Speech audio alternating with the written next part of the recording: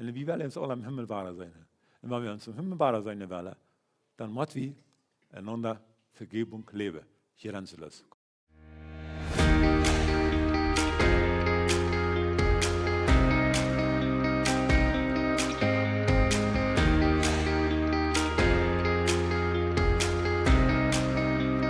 En vandaag gaat het om het thema en de predigt om Vergebung.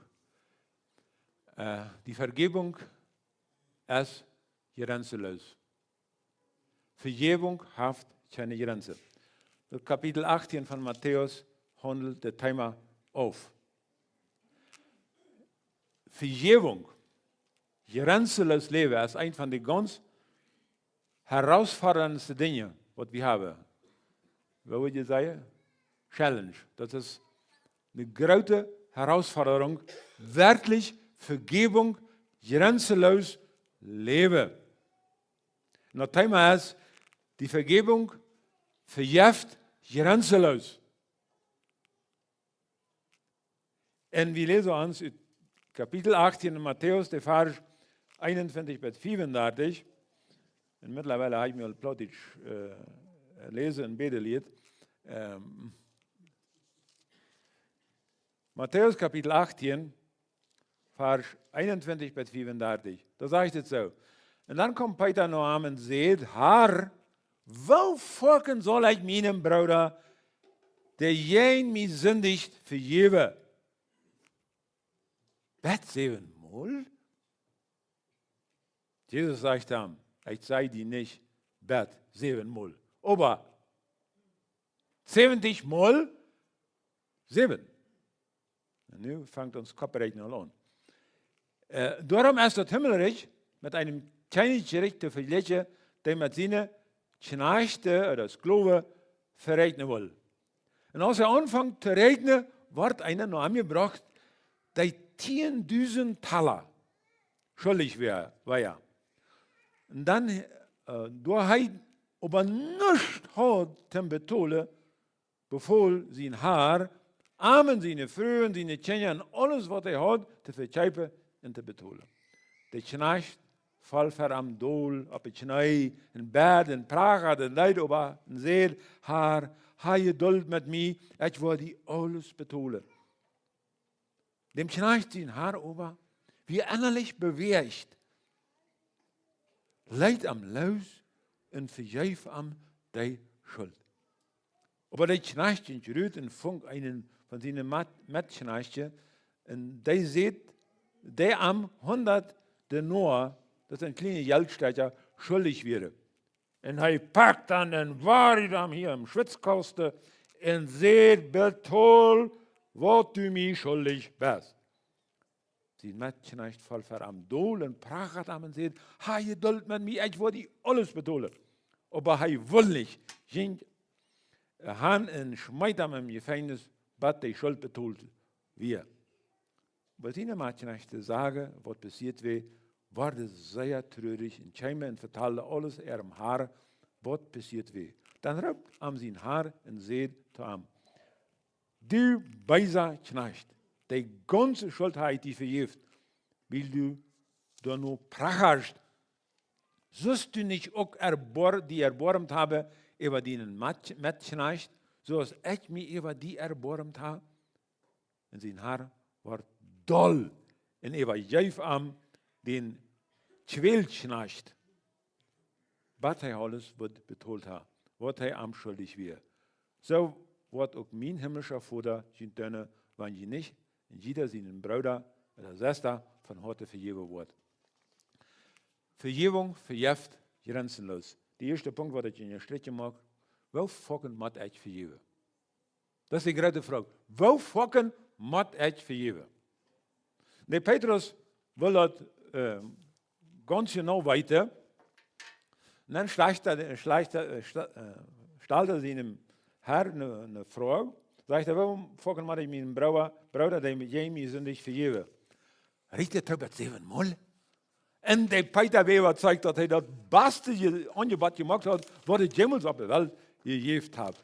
Sehr großzügig. Oh, was der Peter, ne? Hart das Food. Die Rabbiner, die Lehrer in Israel, die sagen, bei 3 Mal brauchst du. Dann brauchst du nicht mehr. Oder die Pharisäer zum Beispiel, seht ihr das? Bei 3 Mal. Peter sagt das 7 Mal. Und 7 Mal lebt er dort wie. Das ist in der Bibel so, 7 Mal. Okay, sie am Reichen. 7 Mal, finito, finish, time. Und anders als Peter dort erwartet, sagt Jesus dann, Peter, die Angebot, das halt noch nicht viel. Ich würde ihm sagen, würfeln. 7 mal 70. Was? Dann fängt das Kopfrechnen wie Peter an. 7 mal 7, ja 49. Oh, aber ich mache ja noch eine Null wie jetzt 70 mal. Feier, was? Ich glaube, dass Peter muss den Verstand Stillstunde haben, nicht? Feier 190 Mal? Das ist doch richtig. Nochmal, dann 490. Ich habe nicht Unterschied. 490 Mal. Okay.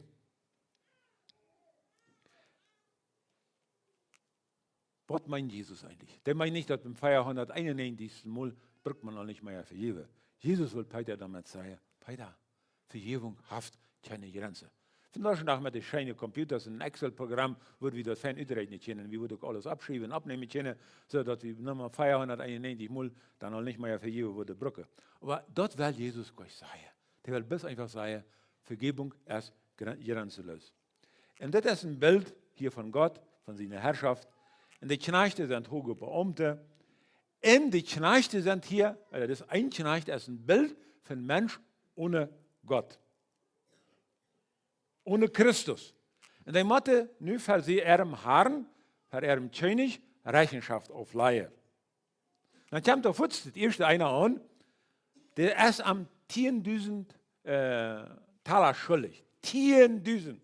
Wenn wir das umrechnen, das hat mein Lehrer, mein Griechischlehrer, hat das mal umgerechnet, der sagt, das sind ungefähr 50 bis 60 Millionen Tagesverdienste. Wie viel verdient hier in Mexiko einer am Tag? Und dann nimmst du dort mal 50 bis 60 Millionen. Rechnen dort nach dem Kopf oder muss wir nur eine Rechenmaschine holen? Dort sind ungefähr 160.000 bis 200.000 Jahresverdienste. Was ist ein Einkommen im Jahr? $1 Million, $500.000, der hat mal 200.000, dann weißt du, was der schuldig wird. Also unmöglich zu betonen. Dann, das wisst ihr auch, ich kann das gleich betonen. Dann sagt der Herr, und das wird auch noch gereicht, das wird noch gesagt für Scheibe. Am, seine Frau, seine Kinder und alles, was er hat. Und das wird noch lange nicht hörig. Das wird noch gesagt, wie der König richtig, der dürfte das tun. Das wird die, hoe die schwierig das sei, das ist der Rechtsweg. Der Weg des Rechtes, des vom Gesetz. So dürfte der König handeln, ohne das Gesetz zu verstehen. Und dann, was das ist, schnarcht, er fällt doll, prachert, und das verjeft mich, ich will alles betonen. Und irgendwo hat dem König dort bewegt, dann sagt er. Und dann schlägt das König einen anderen Weg an, den Weg von Gnade. Nicht Recht in Gesetz, sondern Gnade.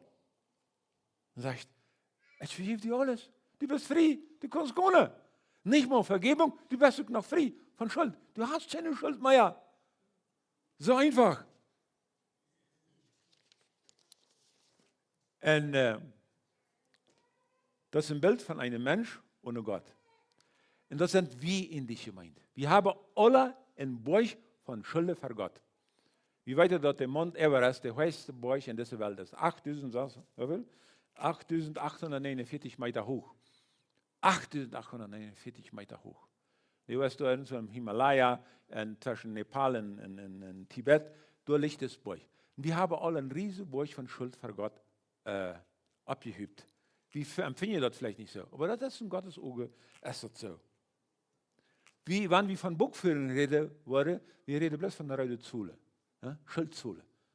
sehr große Schuldzahlen. 200.000 Jahresverdienste, Schuldzahlen. Rechtlich kann Gott mit uns tun, was er versprochen hat. Desselben Tages werdet ihr sterben. Hat er gesagt. Das aber nicht. Er hat alles getan, omdat Gott den Gnade weich, die weich von der Gnade entschlossen hat. Und Jesus macht uns das Gleichnis hier ganz klar, dass Gott grenzenlos vergeben hat. Er hat mich vergeben, er hat dich vergeben. Ich weiß nicht, was du alles angesammelt hast in deinem Leben, aber Jesus hat vergeben. Oder Gott hat vergeben. Grenzenlos. Gott vergibt grenzenlos. Wieviel Mal dat ich vergeben, wenn ich mir das nur auf uns anwende? Wieviel Mal muss ich meinem Bruder Willi vergeben? Das sind keine Grenzen gesagt. Wieviel Mal muss ich mir vergeben? Das sind keine Grenzen gesagt. Endlos. Grenzenlos.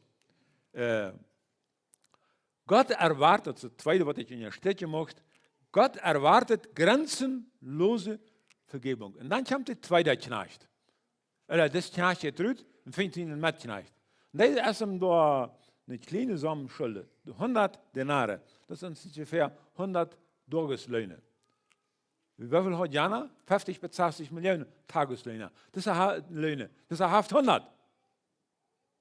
Kann er nicht betonen? Für Jeff? Halb, ich war. Der warscht, schwelt, der betonen. Kein, pardon, betonen. Keine Genot. Bloß reichten Gesetz. Keine Genot. Das ist ein Bild für menschliche Hortsinne. Menschen wollen grenzenlose Vergebung, aber sie wollen nicht grenzenlos vergeben. Sie wollen nicht unbegrenzt Vergebung wiedergeben.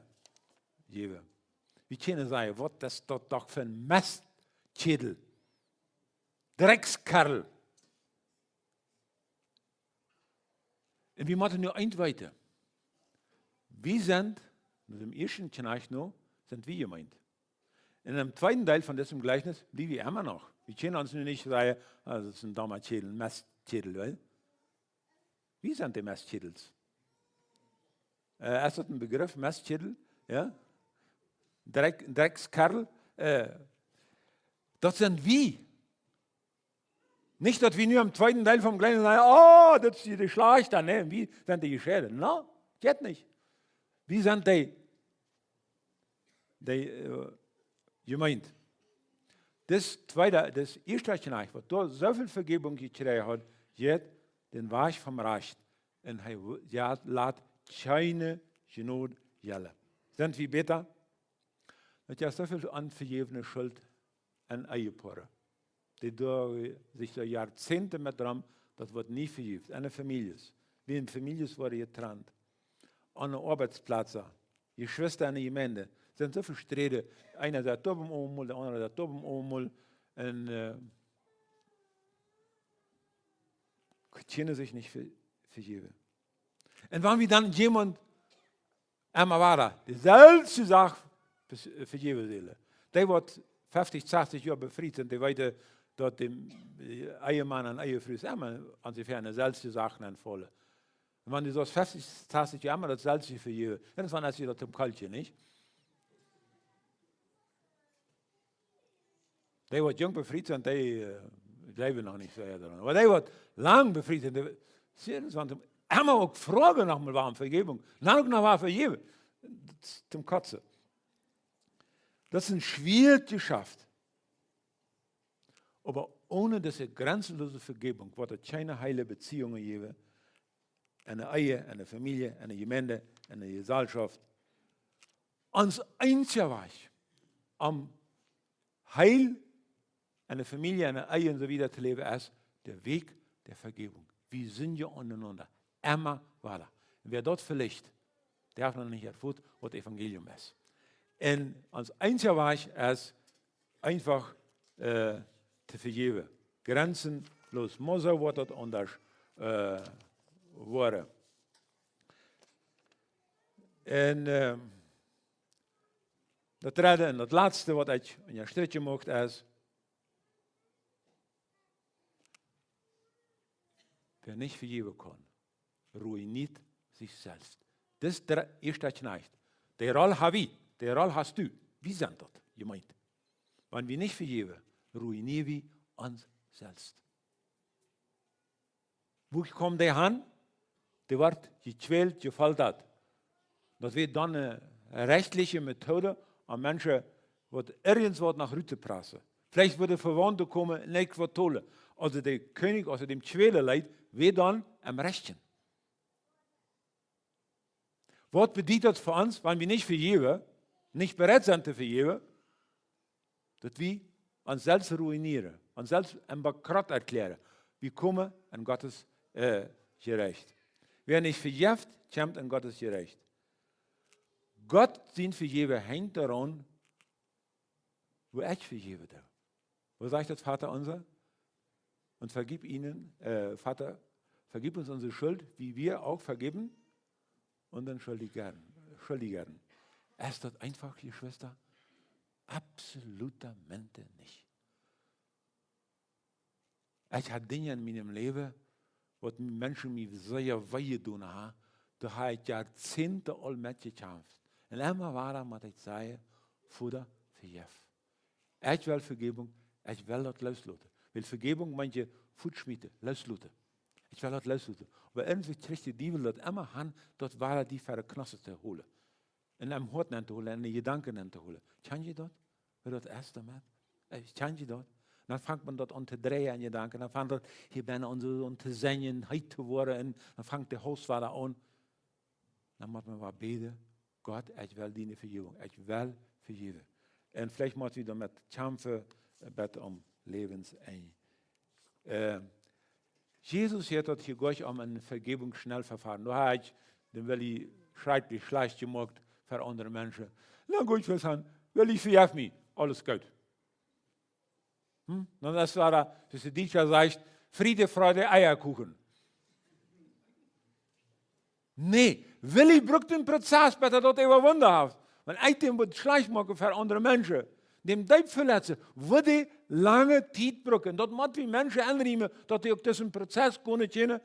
Wir reden von Wiederherstellung, dass die das überwinden können. Und wenn er ohne Groll daran denken kann, ohne Euer, dann ist der Vergebungsprozess aufgeschlossen. Ich lebe bloß nicht, dass Vergebungsprozess aus einem Lichtschalter am Leihe, am Zitsche.